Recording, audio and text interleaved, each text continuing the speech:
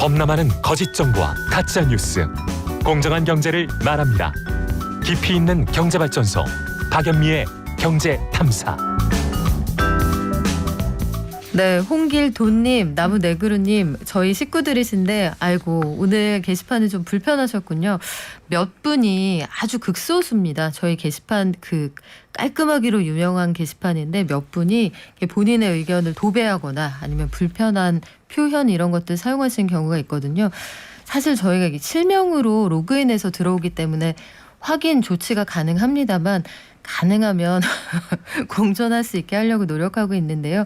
많이 불편해하시는 분들 늘어나시면 저희가 할 수 있는 조치들을 정확하게 정리해서 하도록 하겠습니다. 다시 한번 불편 드려서 죄송하다는 말씀 드릴게요.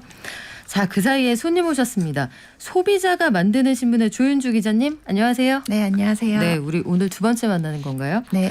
방학되고 나서 학습지를 구독하는 가정들이 많이 늘었거든요. 특히 최근에는 보니까 저희 때처럼 종이로 오는 게 아니더라고요. 이제 네. 스마트 학습지가 오는데 요게 중간에 계약을 해지하면 과다한 위약금을 부과하거나 아예 중도 해지를 못하게 한 경우가 있다. 이런 얘기가 있어요.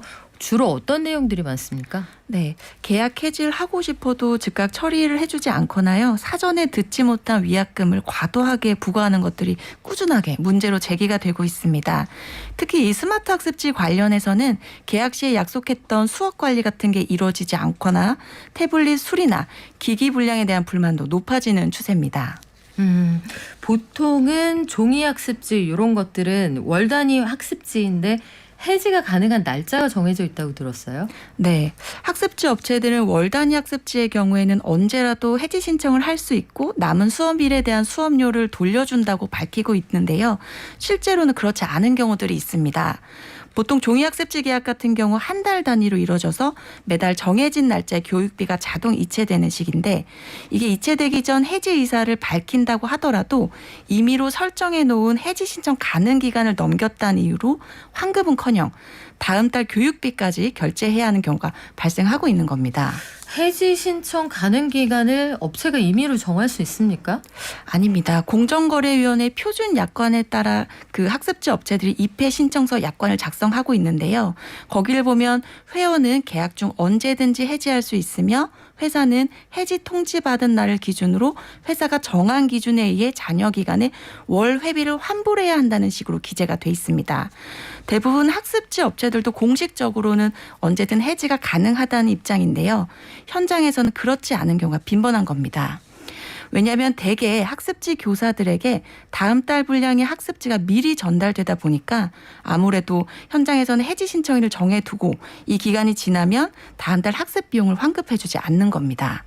특히 본사 고객센터에 도움을 청해도 담당 교사와 직접 협의하라며 등을 돌리는 경우가 대부분이었는데요. 학습지 교사들은 본사와 위탁 계약 형태이기 때문에 개인 사업자로 분류가 됩니다. 업무 내용이나 수행 방법 또 업무 시간에 등 관해서 본사가 아닌 지국을 통해서 관리받는 시스템이다 보니까 본사의 적극적인 해결을 기대하기도 사실상 어려운 셈입니다. 그러면 이 방문 학습지 교사들 이분들의 입장도 이해가 되는 상황이 있으니 네. 계약을 할 때 사전에 이런 사정이 있으면 언제까지 알려주셔야 됩니다. 이거를 좀 소비자한테 미리 알려줄 수는 없을까요? 아무래도 방문 교사님들 같은 경우에 책자라든지 그런 곳에 작게나마 표시가 되어 있긴 한데 이거를 사실 소비자분들이 이렇게 인지하기가 어렵고 하기 때문에 이 같은 분쟁이 조금 발생하는 게 아닌가 싶습니다. 그래요. 서로를 보호하기 위해서라도 미리 알려주시면 좋을 것 같은데 네. 최근에는 그런 것도 많더라고요. 태블릿을 통해서 학습을 하는 거예요. 그래서 기기가 같이 가는 거죠. 네. 이런 경우에도 새로운 종류의 소비자 피해가 발생한다 이렇게 들었거든요. 네, 맞습니다. 이 스마트 학습지는 태블릿 PC라든지 스마트펜 같은 기기를 활용하는 학습지인데요. 이 기기 비용이 있다 보니까 일부 스마트 학습지의 경우에는 중도 해제할 때 위약금이 가다하거나 이 전용 학습기기의 청약 처리를 제한하는 등 소비자 권익을 침해하는 문제들이 나타나고 있습니다. 그래서 지난해 8월에는 공정위가 7개 학습지 사업자들을 대상으로 스마트 학습지 이용 약관을 심사해서 불공정 약관 조항을 시정 조치하기도 했습니다. 어떤 것들이 대표적으로 있습니까? 네, 기존에는 도서나 학습지 같은 경우는 복제가 쉽기 때문에 포장을 개봉하면 무조건 청약철회를 제한했는데요. 이런 약관을 삭제하도록 했고요. 학습 기기도 포장을 개봉하거나 사용하는 경우에는 청약철회가 불가능했지만 단순 개봉했을 때는 14일 이내라면 청약철회가 가능하도록 약관을 수정했습니다. 물론 사용했거나 훼손했다면 청약철회가 제한될 수 있는 부분이고요. 또 학습 중지 의사를 밝힐 때도 특정일에 해지 처리하도록 하거나 사은품을 반환할 때 회사의 규정을 따른다라고 모호하게 정했던 것을 삭제하도록 했습니다. 이 계약 철회 요청도 어떤 업체 같은 경우는 서면으로만 받겠다라고 했는데 소비자가 원하는 방식으로 의사 표시를 할 수 있도록 시정이 됐다고 합니다. 근데 이 얘기만 들으면 이제 문제가 없을 것 같거든요. 이대로 네. 하면. 근데 왜 현장에서는 여전히 아니 저희는 답답합니다. 이런 소비자들의 목소리가 나오는 거예요? 네. 여전히 교재 박스가 없다거나 스마트 기기를 등록했다는 이유로 환급을 제한하고 또 과도하게 위약금을 부과하는 사례가 사라지지 않고 있는데요. 한 소비자를 예를 들어 말씀을 드릴게요. 그 A업체 스마트 학습지를 태블릿 비비랑 교재비를 포함해서 2년 약정으로 계약을 하셨는데 계약 당시에는 매주 교사가 방문해서 수업을 진행하는 것처럼 설명을 했지만 계약한 후에는 태블릿을 통해서만 이루어진다는 사실을 뒤늦게 아셨다고 합니다.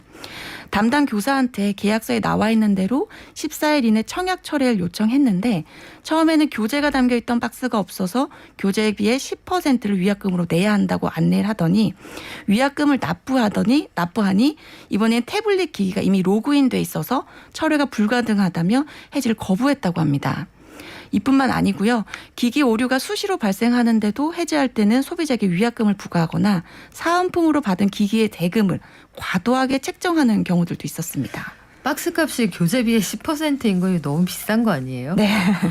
박스가 최고급 박스라도 그렇게 비싸진 않을 것 같은데 태블릿 기기에 로그인이 돼 있다. 로그인이 태블릿 기기의 가치를 어떻게 손상하는지 모르겠습니다. 여하간 소비자들도 주의하셔야 될 부분이 있겠네요. 네. 특히 스마트 학습지 같은 경우에는 태블릿 같은 기기를 활용하기도 하고 또 2, 3년 약정으로 운영이 되다 보니까요. 수백만 원의 위약금을 요구받는 경우도 흔합니다. 그래서 계약 전 꼼꼼히 확인해 보셔야 되는데요.